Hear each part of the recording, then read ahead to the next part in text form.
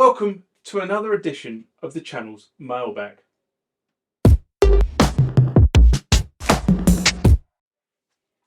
So what is Mailbag? Well, Mailbag is the part of the channel that you guys actually control. It's based on comments, questions, general feedback that you guys leave either on the YouTube channel, the website, or through one of my social media feeds. Mailbag contains what I think the answer is, what I think my view of the comment is, or sometimes, I just throw it out to the wider audience and say, what do you guys think? That's what Mailbag is. So let's get in to the first mailbag of this session. Remember, like, comment, subscribe to the channel. Go over to Instagram and follow me there. Go over to Facebook, follow me there. That's where the normal notices are. And consider becoming a Patreon.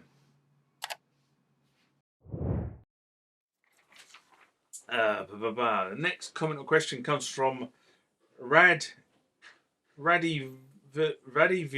UK. Okay. In response to Korg Kronos 3, a game changer or just an update on SMI I did in January 2025. And Rad writes, will the Korg Kronos 3 system be compatible with Kronos 2? Now, I can only restate what was stated at NAMM, and if you want to go onto YouTube, there are various videos where NAMM, Korg personnel at NAMM made this statement. And the statement was that the new OS for Kronos 3 can be loaded onto older versions of Kronos, although do not expect the same performance. They also state the new sounds will be available on the older Kronos models as well. Now, there is a difference of opinion at the moment in the community. I heard a Korg representative say that these will be made available for free. Others said that this wouldn't do, that they wouldn't do this. Others have stated that they would not work on older models unless the musician had invested in certain sound packs. So I don't know what the right answer on the second piece is, but in answer to your first question, will the OS be compatible? Korg themselves have said on numerous occasions through the NAMM show that the answer is yes. Next one comes from this comment and question, that is HT6000. This is in response to never want to stop the Korg Kronos experience buying a Korg Oasis mailbag I did in May 2025. And HT writes, I think the Korg designers are absolutely brilliant. Let me explain why. Obviously, the breakthrough instruments, such as the M1, the Trinity, the Oasis and the Kronos, these are universally appraised instruments. However, true brilliance does not come without its hardships and non-hits. Such hardship happened when the electronic components used to produce the Kronos had stopped becoming available. So what did the Korg designers do?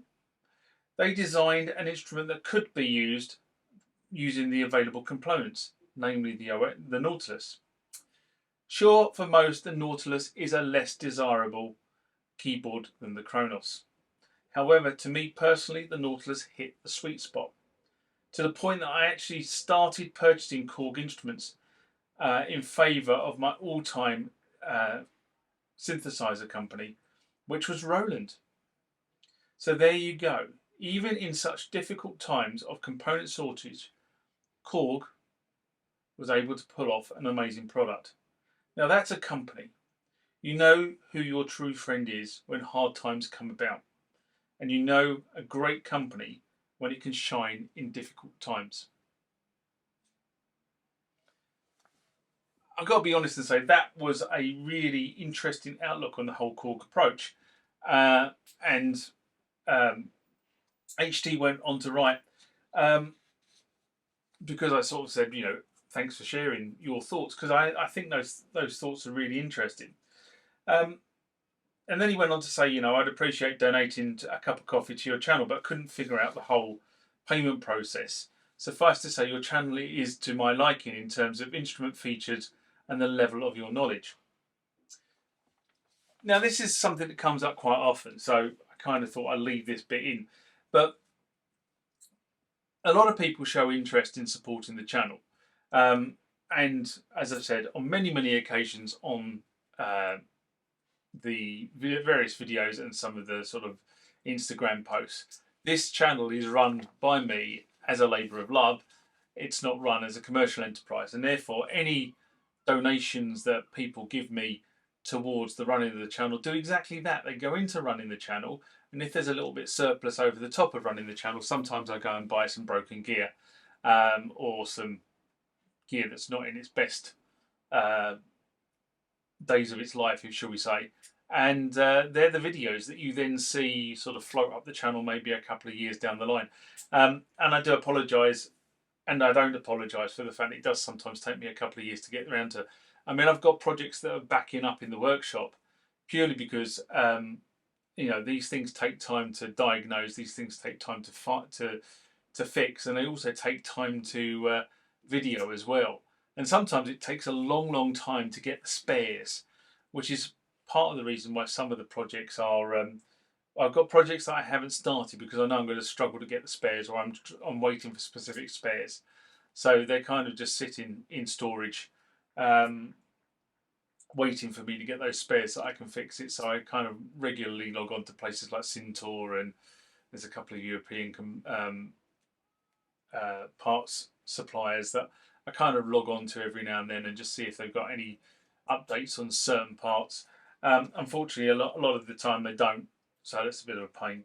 Anyway, if you do want to support the channel and you're trying to work out what it is, if you go over to Patreon, and I'll try and put a link to the Patreon page below this, for those that can't wait, and if I forget to do it, I'll say it anyway. It's http://themusictechguyuk.me/community will take you straight there.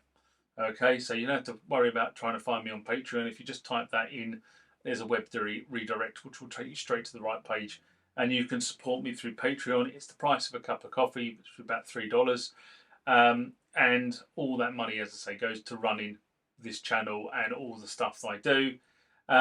What I would say is Patreon does have an Apple interface. Do not, at length, do not use that to subscribe to my channel. By all means, use it to watch the channel and watch the Patreon posts, because there are, you get to see everything much earlier on Patreon than you do on YouTube. But they charge you a premium if you try to subscribe through the Apple product. So don't do it through Apple. Go to the Patreon website using the web address I just read out, which was the Music Tech Guy UK .me/community, because they charge you a premium. So where it's the price of a cup of coffee on Patreon, on Apple it's the price of a cup of coffee plus half a coffee again, if you get my drift. Anyway, I hope that's made absolute sense. Probably for some people it made absolutely no sense, but that's kind of reality. I don't know why Apple, well I do know, because they want to charge you a fee on everything that they push through their app store. So if you put something on Apple and you want to charge $3 for it, they want to charge $4.50 for it, and they will take $1.50 for just providing you with the means of getting your product out there. So that's the reason why they do it, which is the reason why I say don't do it. Don't go to Patreon on Apple. Go to Patreon on the web.